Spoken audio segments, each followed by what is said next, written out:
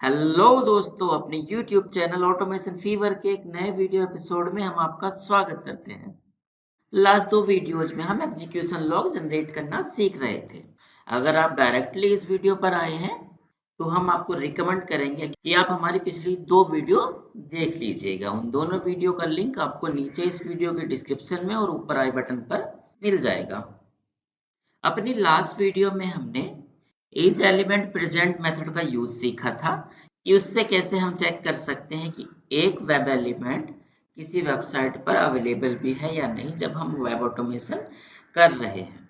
और हमने एक लॉग फाइल में छोटा सा एक मैसेज एग्जीक्यूशन स्टार्टर लिखकर आपको दिखाया था। तो चलिए अब इससे आगे बढ़ते हैं हम और आज की ऑटोमेशन को हम स्टार्ट करते हैं।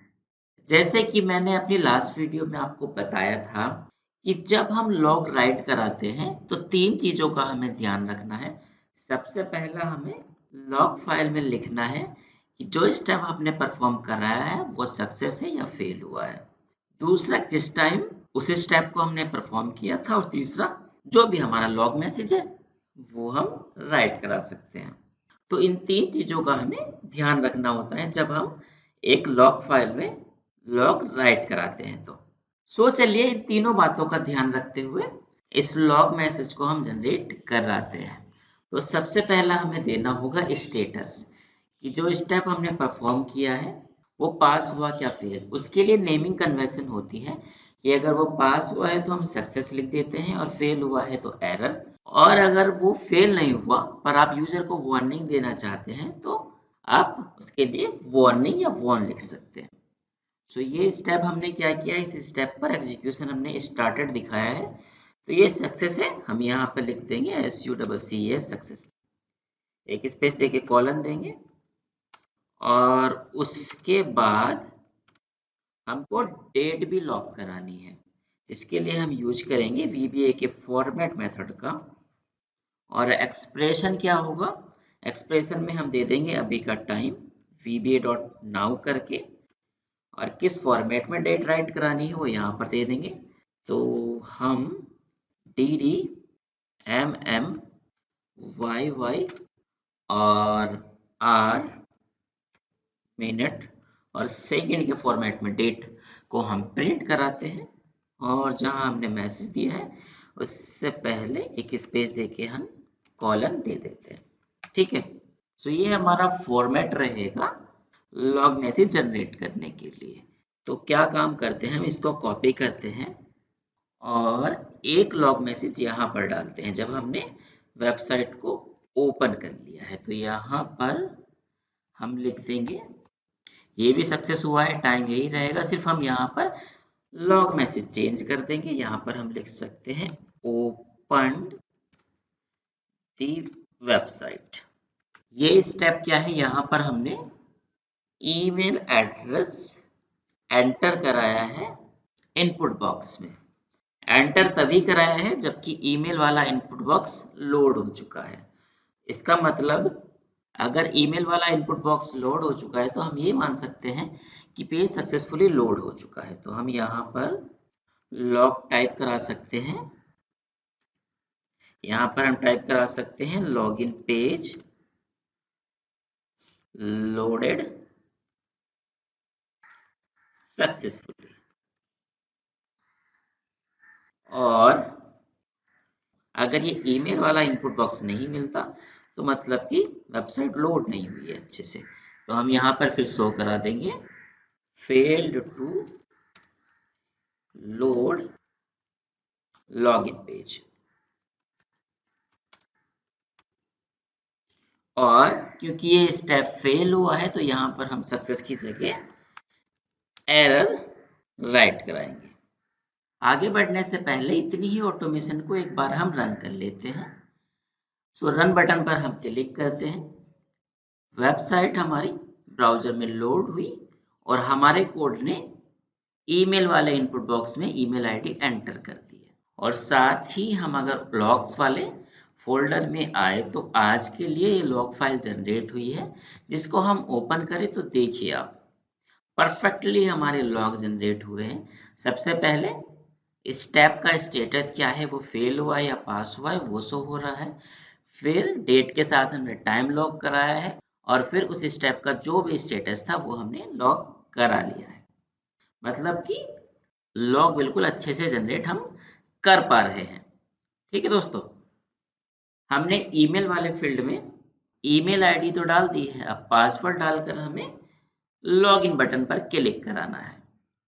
अब यहाँ पर एक सिचुएशन आप देखो कि हम अगर यहाँ पर कोड लिखते पासवर्ड डालने का, तो एक प्रॉब्लम हो जाएगी कि जब हमारा ये ईमेल वाला इनपुट बॉक्स मिला, हमने ईमेल आईडी एंटर कर दी और उसके बाद पासवर्ड एंटर किया और लॉगिन बटन पर क्लिक किया, पर क्या हो, ये ईमेल वाला फील्ड उसको मिला ही ना हो वेब पेज पर, तब क्या होगा कि ये एरर तो हम लॉग कर देंगे लॉग फाइल में, पर हमको हैंडल भी कराना है ना कि ईमेल ही नहीं मिल रहा है तो पासवर्ड डालने हमारे कोड को जाना ही नहीं चाहिए। सो अगर एरर आती है तो डायरेक्टली हमें क्या करना चाहिए, ब्राउजर को क्लोज करके एक नोटिफिकेशन बिजनेस यूजर को अगर आप भेजना चाहते हैं तो भेज देना चाहिए। सो इस सिचुएशन को कैसे हैंडल करेंगे वो अभी देखते हैं। अभी हम क्या करते हैं, पासवर्ड वाले इनपुट बॉक्स में पासवर्ड एंटर करने और लॉगिन बटन पर क्लिक करने का कोड पहले लिख लेते हैं। पासवर्ड वाले इनपुट बॉक्स में हमें पासवर्ड एंटर करना है, तो इसका हमें सेलेक्टर चाहिए होगा। सो हम बना लेते हैं। पहले हमें डेवलपर टूल ओपन करना होगा, जिसके लिए कंट्रोल शिफ्ट आई की हम प्रेस कर सकते हैं और पासवर्ड वाले फील्ड पर राइट क्लिक करके इंस्पेक्ट करके हम इस एलिमेंट पर जा सकते हैं। सो अगर हम देखें तो इस एलिमेंट की एक आईडी है पासवर्ड नाम से, और अगर मैं हैश लगाकर इस आईडी को डालूं तो ये 1 ऑफ 1 यहाँ पर शो कर रहा है, मतलब कि ये आईडी जो है हमारी यूनिक है, तो मैं इसको यूज कर सकता हूँ। सो पासवर्ड एंटर करने के लिए मैं लिखूंगा cd dot find element by, किस चीज से फाइंड कर रहे हैं हम एलिमेंट को, आईडी से, तो हम यहाँ पर दे देंगे आईडी।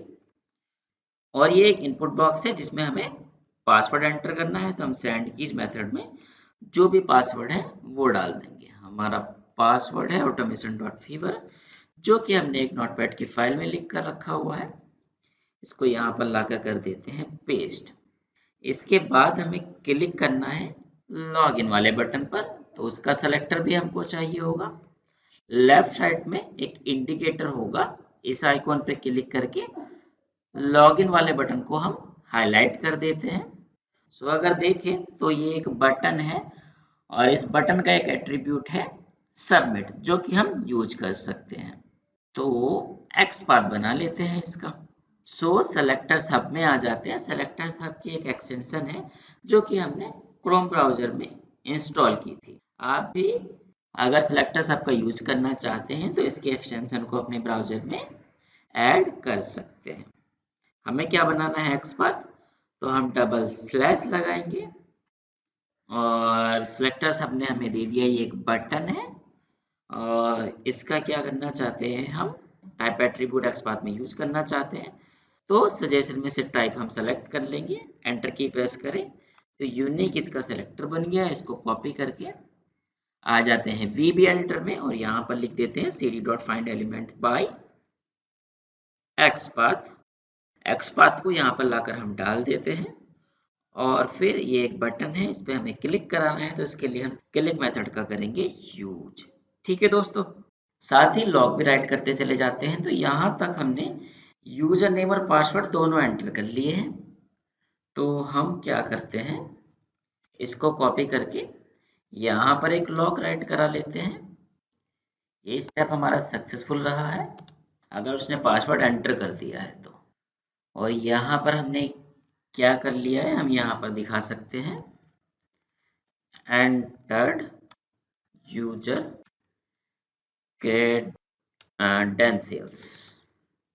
ठीक है, वैसे आपको हर एक स्टेप के बाद लॉग राइट कराने नहीं होते हैं, मेजर स्टेप के बाद आप लॉग राइट करा दीजिए और साथ ही वहां पर जरूर राइट कराइए जहां पर आपको लगता है कि एरर आ सकती है। इसके बाद एक लॉग हम यहाँ पर राइट कराते हैं, क्योंकि हमें पता चल जाए कि लॉगिन बटन पर हमारी ऑटोमेशन ने, हमारे कोड ने क्लिक कर दिया है। तो यहाँ पर हम लिख देंगे click on login button, click on login button.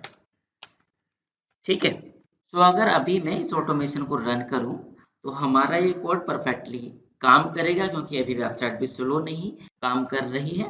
तो हमारी ऑटोमेशन यूजर नेम और पासवर्ड एंटर करके लॉगिन बटन पर क्लिक कर देगी।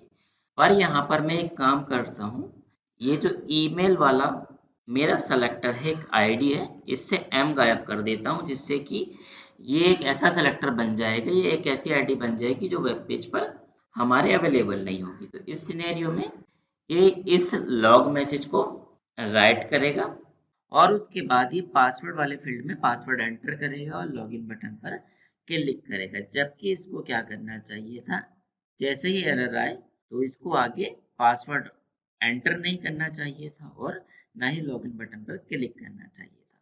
तो एक बार इस ऑटोमेशन को रन करके मैं आपको दिखा देता हूँ।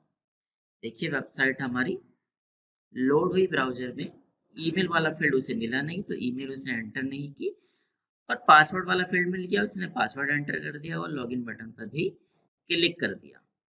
और अगर मैं लॉग्स वाले फोल्डर में जाके लॉग फाइल को ओपन करूं तो आप देखिए यहाँ पर हमारी ऑटोमेशन फेल हुई थी, उसके बाद भी वो आगे रन होती जा रही है। तबकि यहीं पर क्या होना चाहिए, हमारी ऑटोमेशन को ब्राउजर को क्लोज कर देना चाहिए था। अब इस सिचुएशन को हैंडल करने के दो तरीके हो सकते हैं, दोनों के बारे में बात करते हैं। पहला तो यहीं पर हम ब्राउजर को क्लोज करके एग्जिट सब लिखकर यहीं से इस सब रूटीन से बाहर आ जाए। ठीक है, तो मैं इसको रन करता हूं अभी। अब देखिए हमारे ब्राउजर में वेबसाइट लोड हुई, उसको ईमेल वाला फील्ड नहीं मिला, तो उसने वहीं पर ब्राउजर को बंद किया और सब रूटीन से बाहर आ गया। यहाँ पर पासवर्ड डालने और लॉगिन बटन पर क्लिक करने नहीं दिया। और मैं लॉग वाले फोल्डर में जाके जो भी लॉग जनरेट हुए हैं उनको भी देखूं तो यहाँ पर लास्ट स्टेप हमारा एरर वाला शो हो रहा है। तो अभी के लिए हम ये कह सकते हैं कि ये परफेक्टली काम कर रहा है। पर प्रॉब्लम कहाँ आएगी, क्योंकि हम जब ऑटोमेशन करेंगे तो सिर्फ एक ही एरर तो आने वाली नहीं है, बहुत सारी जगह हमें एरर को हैंडल करना है। तो हर जगह हम cd डॉट क्लोज लिखकर एग्जिट सब तो कराएंगे नहीं, और बहुत सारी जगह हमें पता है कि ये एरर आएगी, तो हमने यहाँ पर एरर हैंडलिंग करने के लिए ये इफ एल्स लगा दिया। और ऐसे भी तो एरर होगी जो हमें नहीं पता, रन टाइम पर आ सकती है, तो उन्हें कैसे हैंडल कराएंगे, वहां पर तो हम एग्जिट सब नहीं लगा सकते। तो चलिए दूसरा तरीका देखते हैं जिससे हमें एरर को हैंडल करना चाहिए। इन दो लाइन को हम यहाँ से कर देते हैं डिलीट, और एरर हैंडलिंग के लिए हम लगाते हैं यहाँ पर on error go to error handler.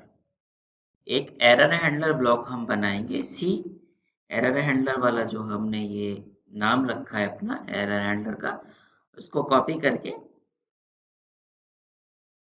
सबसे लास्ट में हम लाकर यहाँ पर डाल देते हैं, इसके बाद सेमीकोलन लगाते हैं। सो अगर कोई भी एरर आएगी तो हम यहाँ पर आ जाएंगे डायरेक्टली। तो तब हमें क्या करना है, यहाँ पर ब्राउजर को क्लोज कर देना है। और साथ ही अगर एरर आए, आप नोटिफाई करना चाहते हैं यूजर को, तो यहाँ पर नोटिफिकेशन का कोड आप लिख सकते हैं। ठीक है, अब हमें क्या करना है कि जैसे यहाँ पर एरर आई है तो हमको क्या कर देना है, यहाँ पर लिख देना है गो टू एरर हैंडलर। और अगर एरर नहीं आती तो हम यहीं पर अपने ब्राउजर को क्लोज करके एग्जिट सब कर देंगे। ठीक है दोस्तों, अभी इस ऑटोमेशन को रन करते हैं। देखिए हमारा कोड सही से काम किया है, और अगर हम लॉग फाइल देखें तो लास्ट स्टेप जो हमारा लॉग हुआ है लॉग फाइल में, वो fail to load login page ही हमारा हुआ है। ऑलराइट दोस्तों, ये काम कैसे करेगा एक बार आपको हम बता देते हैं। ठीक है, सो अगर कोई भी एरर नहीं आती तो ये कोड आएगा और फिर यहाँ पर ब्राउजर को बंद करके यहीं पर इस सब रूटीन से बाहर चला जाएगा। पर जैसे ही कोई एरर आएगी तो वो डायरेक्टली इस एरर हैंडलर पर आएगा और इसमें जो नीचे कोड लिखा हुआ होगा फिर इसको एग्जीक्यूट करने लग जाएगा। तो यहाँ पर तो हमने क्या किया था, एरर को हैंडल किया था, तो इसलिए हमने गो टू एरर हैंडल लिखा, क्योंकि हमने एरर को हैंडल कर लिया है पर उसके बाद भी हम ब्राउजर को बंद करके नोटिफाई करना चाहते हैं यूजर को, तो हम गो टू एरर हैंडलर कर देंगे। तो ये उन सिनेरियो में होगा जहां पर हम नॉन एक्सेप्शन को हैंडल कर रहे हैं, पर जहां पर अननोन एक्सेप्शन आएगी, जहां पर हमने उसको हैंडल नहीं किया होगा, तो वो डायरेक्टली यहाँ पर आएगा और ब्राउजर को बंद करके अगर आपने यूजर को नोटिफिकेशन भेजने का कोड लिखा होगा तो उसको रन कर देगा। अब यहाँ पर अगर आप देखो कि जो नॉन एक्सेप्शन है उनको तो हमने लॉक करा दिया है, पर अननोन एक्सेप्शन को तो लॉक नहीं कराया है, तो उसको भी हम लॉक कराते हैं। उसके लिए हम एरर हैंडलर में क्या लिखेंगे, यहाँ पर हम लॉक करा देंगे उस एरर को। तो कॉपी करते हैं यहाँ पर और इसको लाकर हम डाल देते हैं। पर यहाँ पर एक प्रॉब्लम ये होगी कि अगर हमने डायरेक्ट इसको लॉक कराने का कोड लिख दिया, जैसे यहाँ पर एक एरर आई है, इसको हैंडल किया है, तो तब भी इस लॉग को ये आके राइट कर देगा लॉग फाइल में। तब इस सिनेरियो में नहीं होना चाहिए। अगर कोई अननोन एक्सेप्शन है जो कि हमने हैंडल नहीं की है, उसी सिनेरियो में इसको फिर से लॉग राइट कराना चाहिए। तो उसको हम चेक करा सकते हैं। उसके लिए लिखेंगे हम if ERR dot number greater than 0, तो सिर्फ तभी ये एरर को लॉक करें। मतलब यहाँ पर हम पता कर पाएंगे कि अगर कोई एक्सेप्शन हमने, अगर कोई एरर हमने हैंडल नहीं की है तो उसी को लॉक करना है। अब उस सिनेरियो में हम लॉक क्या क्या करेंगे वो बताते हैं आपको। मैनुअल तो हम कोई मैसेज दे नहीं सकते क्योंकि हमें पता नहीं होगा कि किस वजह से फेल हुआ है, क्योंकि अनएक्सपेक्टेड है, अननोन एक्सेप्शन है। तो यहाँ पर हम क्या करेंगे, यहाँ पर पहले तो हम एरर मैसेज को प्रिंट करा लेंगे। ठीक है, ये थोड़ा बड़ा हो रहा है तो क्या करते हैं, यहाँ पर अंडरस्कोर लिख के अगली लाइन में आ जाते हैं और एरर मैसेज हमको मिल सकता है ERR डॉट डिस्क्रिप्शन से। साथ ही हम एरर का सोर्स भी प्रिंट करा लेते हैं। तो उसके लिए हम एरर सोर्स न्यू लाइन में प्रिंट कराते हैं। हम लिखते हैं VB न्यू लाइन और इसको कंकेटिनेट कर देंगे हम एरर सोर्स से। एरर सोर्स भी हमको मिल जाएगी ERR डॉट सोर्स से। ठीक है, तो इस तरीके से जो अननोन अनहैंडल्ड एरर होगी उनको भी हम लॉग कराएंगे। साथ ही हमने एक नोटपैड फाइल जो ओपन की थी उसको भी हमें क्लोज कराना चाहिए। तो उसके लिए हम लिख सकते हैं, क्या थी हमारी फाइल का नाम, log file dot close. Successful वाले केस में भी लॉग फाइल को क्लोज कर देते हैं। हम यहाँ पर लिख देते हैं लॉग फाइल डॉट क्लोज। ठीक है, अब आगे अपनी ऑटोमेशन पर काम कर लेते हैं। सबसे पहले हमने यहाँ पर आईडी से एम गायब कर दिया था, इस एम को वापस ला देते हैं। अब दो सिचुएशन हो सकती है। पहला तो जब कोई यूजर नेम और पासवर्ड एंटर करे तो वो वैलिड हो और दूसरा इनवैलिड हो। तो हम यहाँ पर एक बार इनवैलिड यूजर नेम पासवर्ड देकर लॉगिन बटन पर क्लिक करते हैं, देखते हैं क्या होता है। तो जैसे मैंने यहाँ पर इनवैलिड यूजर नेम और पासवर्ड डाल के एंटर किया तो लॉगिन तो होने से रहा, इसने हमें यहाँ पर एक एरर मैसेज दे दिया। तो हमें लॉगिन करने के बाद आगे ऑपरेशन करने से पहले चेक कराना है कि यहाँ पर कोई एरर मैसेज तो नहीं आया है। तो उसके लिए हम क्या करेंगे, जब हमने लॉगिन बटन पर क्लिक कर दिया है उसके बाद हम यहाँ कुछ वेट दे सकते हैं, 10 सेकंड का वेट दे देते हैं यहाँ पर और उसके बाद चेक कराते हैं कि कोई एरर मैसेज तो हमें नहीं मिला है। अगर एरर मैसेज मिला होगा तो इसका मतलब क्या होगा कि हमारे यूजर नेम या पासवर्ड गलत होगा। तो इस एरर मैसेज के लिए हम सेलेक्टर बनाते हैं। ओके, ये एक स्पैन के अंदर है और उसकी एक क्लास है इनवैलिड फीडबैक। तो हम यहाँ पर CSS सेलेक्टर यूज कर सकते हैं। एक स्पैन है जिसकी क्लास है इनवैलिड फीडबैक। ठीक है, सो इसको कॉपी करते हैं, यहाँ पर आते हैं और यहाँ पर चेक कराते हैं if cd dot is element present. Element हम किससे फाइंड कराएंगे? बाइट डॉट css से। और जो css सेलेक्टर बनाया था उसको यहाँ पर हम कर देते हैं पेस्ट। अगर ये एरर वेब पेज पर मिलती है तो हम इस एरर को लॉग कर देंगे कि जो यूजर नेम और पासवर्ड है वो इनकरेक्ट है। तो हम यहाँ पर लॉग कर देते हैं क्रेडेंशियल्स आर इनकरेक्ट, और साथ ही ये एक एरर है तो डायरेक्टली हमें कहाँ जंप करा देना है? एरर हैंडलर पर। और अगर कोई एरर नहीं आती तो मतलब लॉगिन सक्सेसफुल हुआ होगा। तो इस बार हम सही यूजर पासवर्ड यहाँ पर दे देते हैं, automation.fever यहाँ पर लिखकर लॉगिन बटन पर हम क्लिक करते हैं।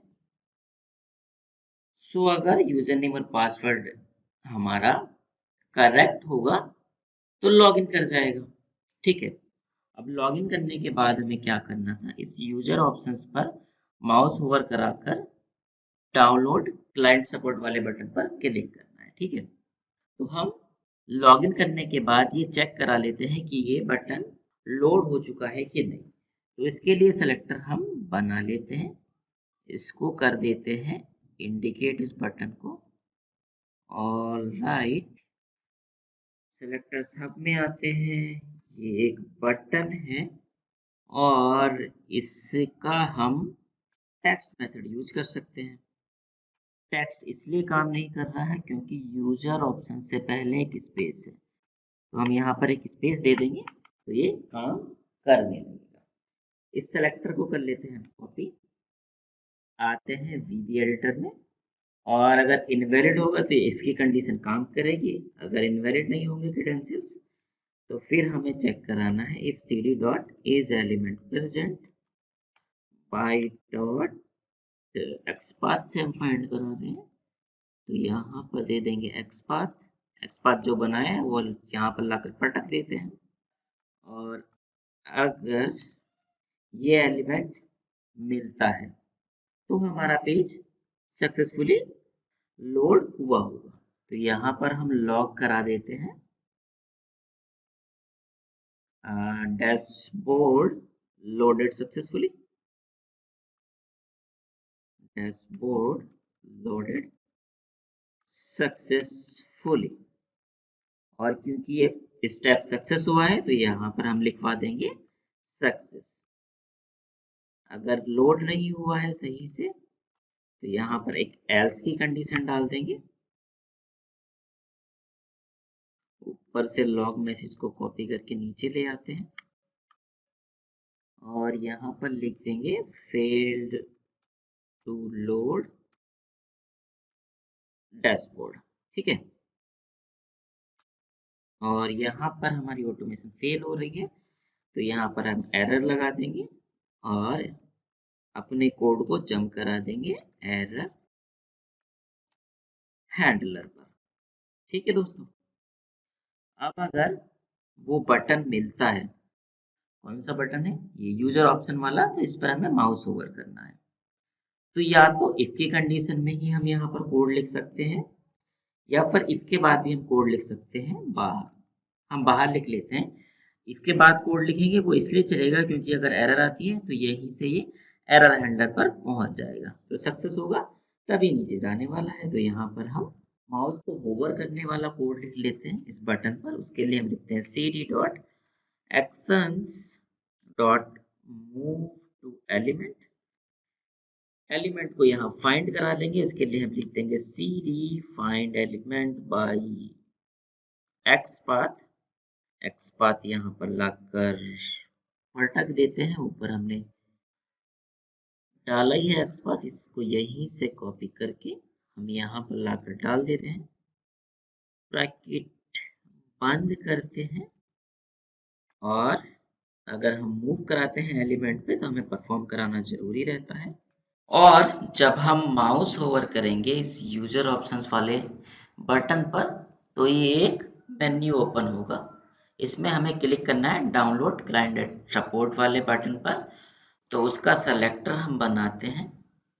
ऑलराइट, ये एक लिंक है तो हम लिंक के टेक्स्ट को यूज करके इस एलिमेंट को फाइंड कर सकते हैं। इसको कॉपी करते हैं हम इसके लिंक के टेक्स्ट को और यहाँ पर लाकर लिख देते हैं cd dot find element by link text और उस बटन पर हम करा देते हैं क्लिक। जब हम डाउनलोड क्लाइंट एंड सपोर्ट वाले बटन पर क्लिक कराएंगे तो हम एक नए पेज पर पहुंच जाएंगे जिस पर हमें इस डाउनलोड वाले बटन पर क्लिक कर देना है। तो मैं इस एलिमेंट को चेक नहीं करा रहा हूँ कि ये मतलब इस वेब पेज पर अवेलेबल है कि नहीं, इसको लॉग नहीं करा रहा हूँ, आप कराइएगा। क्योंकि जब भी आप किसी वेब पेज को लोड करते हैं हो सकता है कि उसका सेलेक्टर चेंज हो चुका हो सकता है कि उसका टेक्स्ट चेंज कर दिया हो।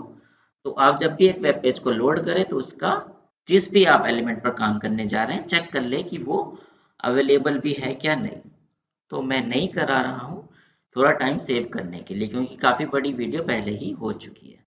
तो मैं इस इंडिकेटर पर क्लिक करके इस बटन को इंडिकेट करके इस बटन का जो लिंक का टेक्स्ट है उसको कॉपी कर लेता हूँ और यहाँ पर लाकर मैं लिख देता हूँ cd dot find element by link text. Link का टेक्स्ट यहाँ पे दे देते हैं और यहाँ पर हमें क्या करना है क्लिक, तो क्लिक मेथड का यूज कर लेते हैं। ठीक है, इसी स्टेप को हम लॉग भी कर लेते हैं क्योंकि ये स्टेप जरूरी है। ठीक है, तो इसको लॉग कर लेता हूँ मैं। उसके लिए लिख लेते हैं यहाँ पर क्या लिखते हैं, क्लिक ऑन डाउनलोड बटन। ठीक है,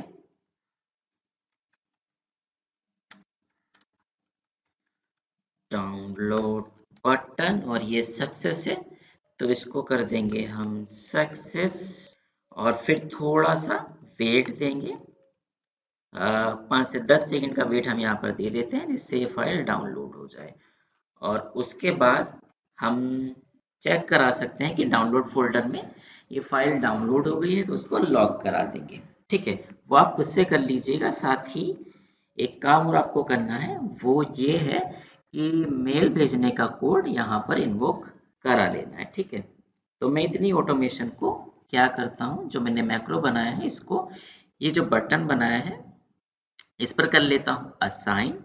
ठीक है, और फिर इस बटन पर क्लिक करके इस ऑटोमेशन को रन करते हैं।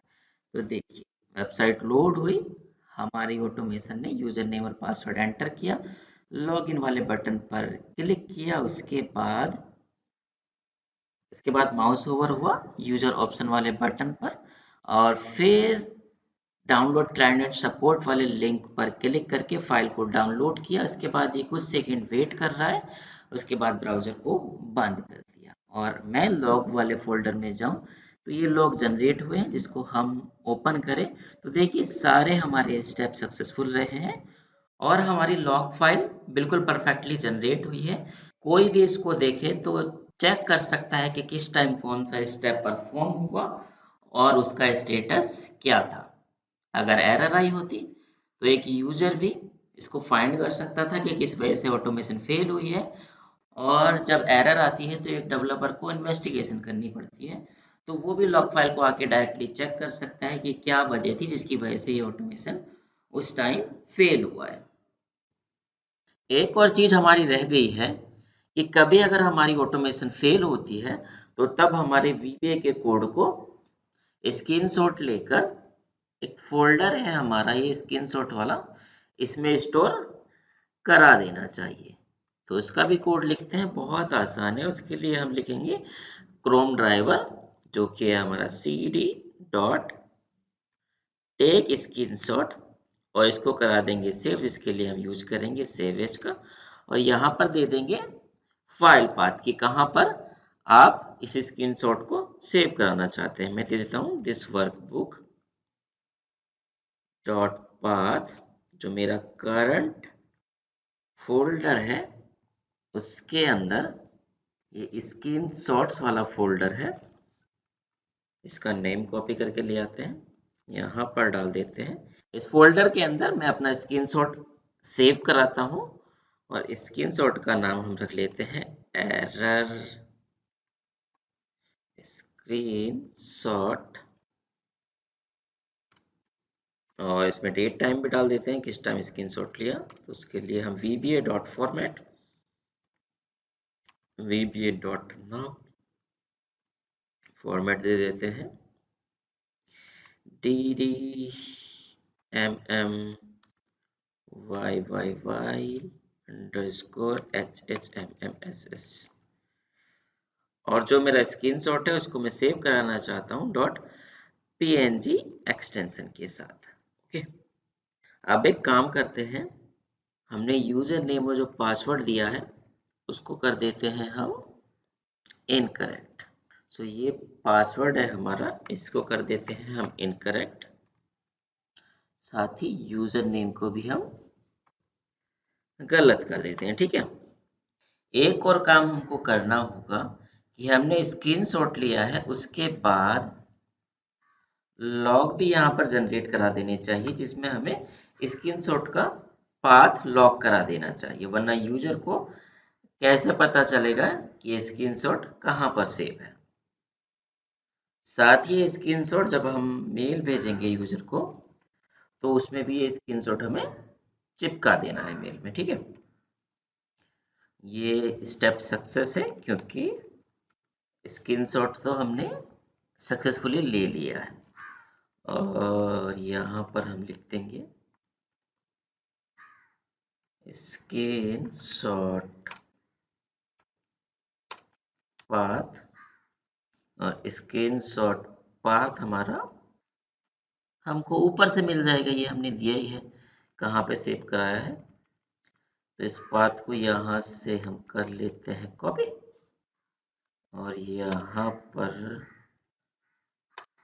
कनकेटिनेट कर देते हैं। ठीक है, बहुत आगे तक ये जा रहा है तो एक काम करते हैं, यहाँ पर एक अंडरस्कोर डाल के इसको ले आते हैं न्यू लाइन में। अभी भी आगे जा रहा है तो एक न्यू लाइन हम यहाँ पर डाल लेते हैं। ठीक है दोस्तों, सेव करते हैं और एक बार अब हम इस ऑटोमेशन को और रन करके देखते हैं। मैंने रन किया, हमारे यूजर क्रेडेंशियल्स इस बार इनकरेक्ट है। ब्राउजर ओपन हुआ, यूजर नेम पासवर्ड डाला हमारे VBA के कोड ने और देखिए एरर आई। एरर आने के बाद VBA के कोड ने स्क्रीनशॉट लिया और ब्राउजर को बंद किया। तो एक बार देखते हैं हम कि लॉग क्या जनरेट हुए हैं।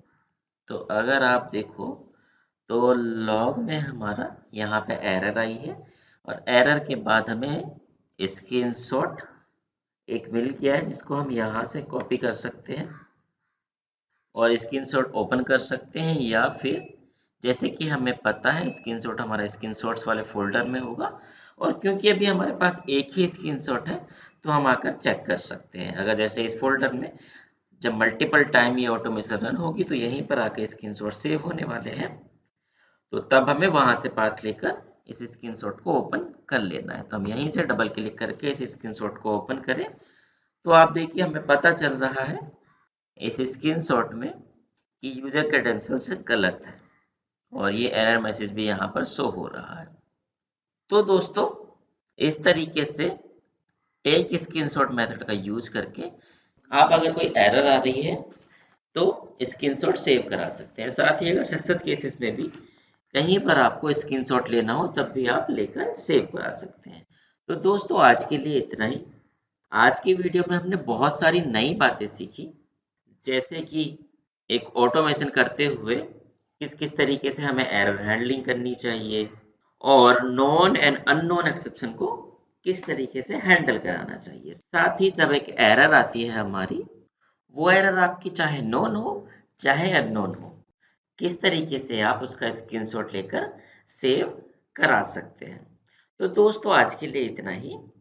उम्मीद है कि आपको ये वीडियो अच्छी लगी होगी बहुत सारी नई चीज़ें आपको सीखने को मिली होगी। अगर आपको पसंद आई हो तो इसको लाइक कर दीजिए, साथ ही हमारे चैनल को आप सब्सक्राइब कर लीजिए। मिलते हैं नेक्स्ट वीडियो लेक्चर में। बाय।